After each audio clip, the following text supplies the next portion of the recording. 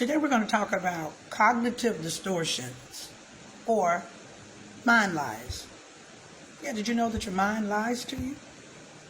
You're not supposed to believe everything you think, because just because you think it doesn't mean that it's factual. In other words, your perception is your truth, but it may not be fact.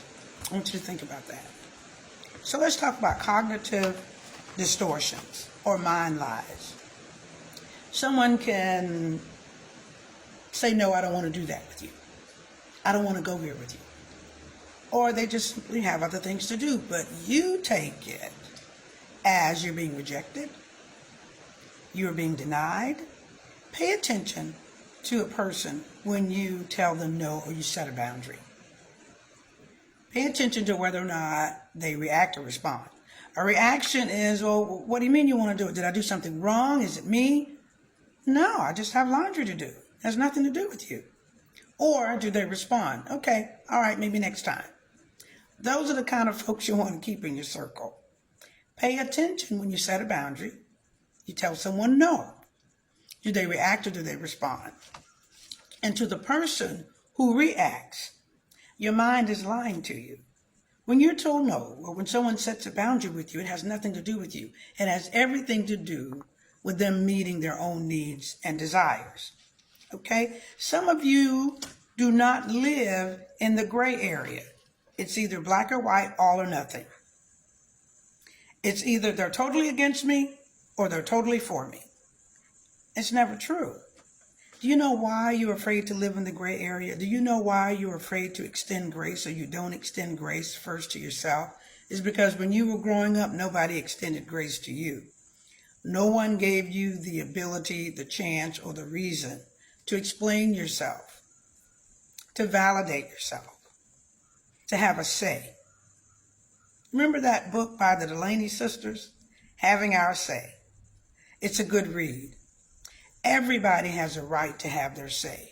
Your voice was probably silenced when you were smaller, and you think you still have to be quiet even now. No, you don't.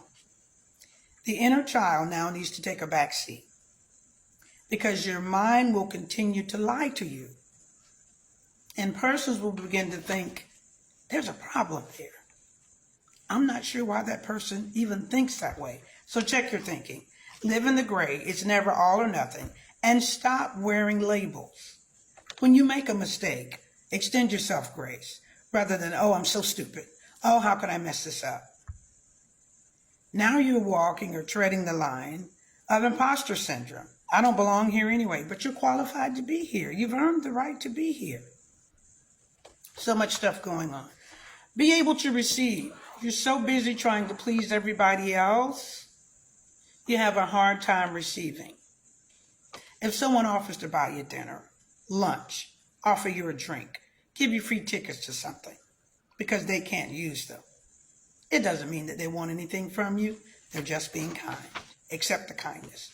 But you, on the other hand, you can give the free tickets, the free rides, the free food, and it's okay. But you have a hard time receiving. Check that.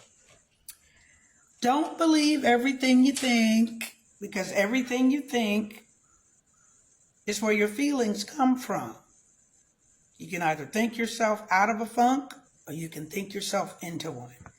Cognitive distortions or mind lies. What is your mind telling you?